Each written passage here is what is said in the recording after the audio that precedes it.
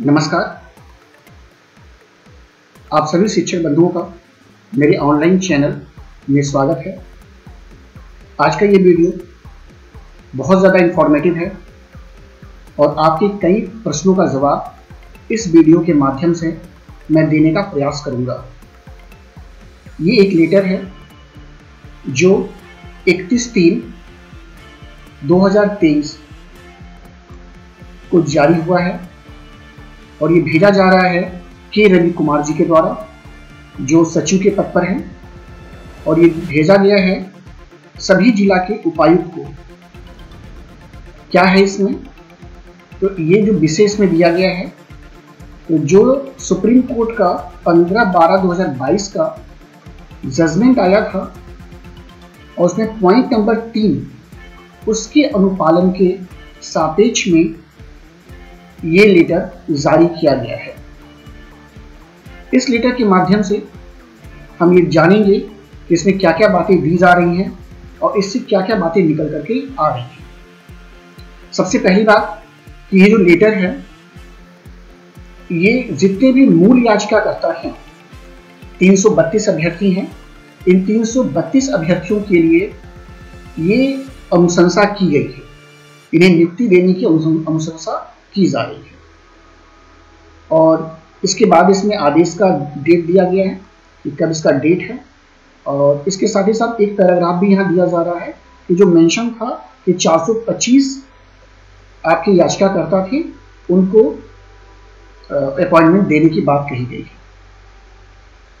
इसमें आगे देखें तो आयोग से यह अनुशंसा दी गई है कि सब्जेक्ट में कितने अभ्यर्थी हैं। इतिहास और नागरिक शास्त्र में सबसे अधिक 123 है और अगर सबसे कम की बात की जाए तो बांग्ला में 1 है, और संगीत में 2 अभ्यर्थी हैं।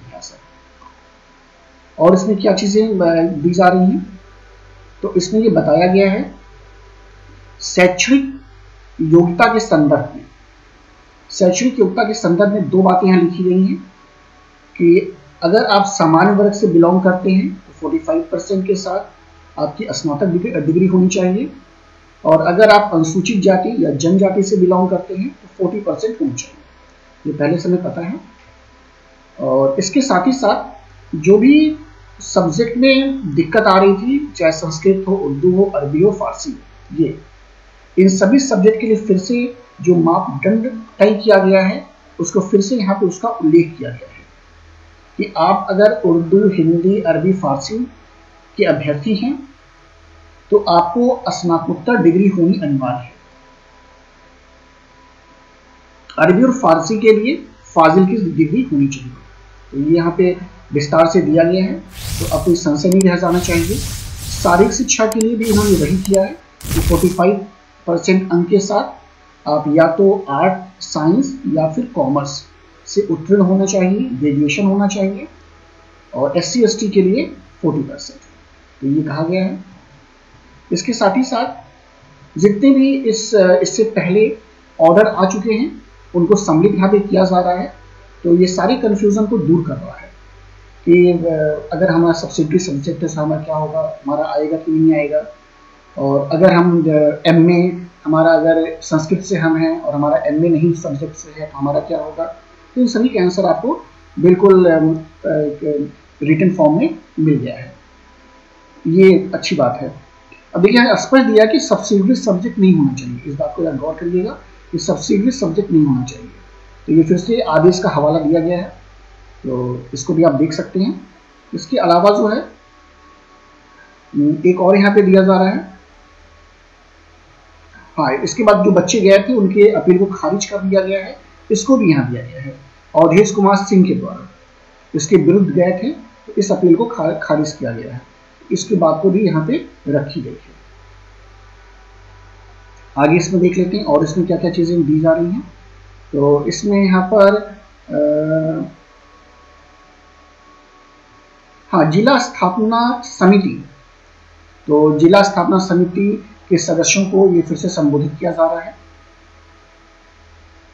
हाँ, अभी फिर से वही जिला लेवल पर जो है फिर से काउंसलिंग आपकी होगी और आपके डॉक्यूमेंट्स के और दस्तावेजों का सत्यापन किया जाएगा और जल्द से जल्द जो है नियुक्ति प्रक्रिया का अंतिम निर्णय लिया जाएगा। तो ये बात भी कहा जा रहा है यहाँ पे। तो यानी इसका मतलब है कि डिस्ट्रिक्ट लेवल पर एक बार और ये होने वाला है। शैक्षणिक, जाति, आवासीय सभी प्रमाण पत्रों की जो होगा जांच होगा और संतुष्ट होने के बाद ही जो है इस पर आगे की कार्रवाई की जाएगी। और एक बात और है कि यहाँ पर जितने भी पिटिशनर्स हैं 332, इन सभी को 15/4/2023 तक यानी 15 अप्रैल तक जो है ज्वाइनिंग देने की बात कही जा रही है। यानी ये वही 3 महीना मान रहे हैं, वो ये काउंट कर रहे हैं जनवरी से। तो ये 3 महीना इनका अप्रैल में पूरा हो रहा है, अपने हिसाब से काउंट किया गया है। तो ये तब तक कहा जा रहा है कि इनको ज्वाइनिंग लेटर दे देना है। लेकिन यहाँ पर कहीं भी जो नॉन ज्वाइन टीचर हैं या फिर जिनका डिस्ट्रिक्ट प्रेफरेंस दिया जा रहा है उनके बारे में कहीं कोई बात नहीं की जा रही है। इसका मतलब ये है कि अभी ये जो प्रक्रिया चल रही है ये थोड़ा डिले होने के पूरे आसार हैं। और ये प्रक्रिया अभी मुझे लग रहा है कि अभी 1 महीना और तक जाएगा आगे, क्योंकि अभी इन्होंने कहीं कुछ नहीं किया है। केवल पॉइंट नंबर 3 को लेके चले हैं, बाकी उस पॉइंट को लेके नहीं चल रहे हैं जिसमें पूरी की पूरी वैकेंसी जो है फिलअप करनी है। 17,000 के जो वैकेंसी है उसमें हर एक सीट को फिलअप करने की बात जो 3 महीने के अंदर कही गई थी, उस बात पर कहीं भी कोई जिक्र यहाँ पे नहीं किया गया है। तो ये सारी बातें जो है संबंधित हैं। ये 332 बच्चे हैं जो पिटिशनर्स के फॉर्म में गए हुए थे, उनके यहाँ पर देने की बात कही जा रही है। एक और लास्ट में लगाया गया है कि यहाँ पर कितने बच्चे हैं, इसमें हर एक यहाँ पे डिस्ट्रिक्ट दिया गया है, ये डिस्ट्रिक्ट दिया जा रहा है और डिस्ट्रिक्ट के बाद जो है ये सब्जेक्ट वाइज यहाँ पे बच्चों की संख्या लिखी जा रही है और फिर यहाँ टोटल किया गया है। ये 332 की फिर से संख्या यहाँ दिखाई जा रही है।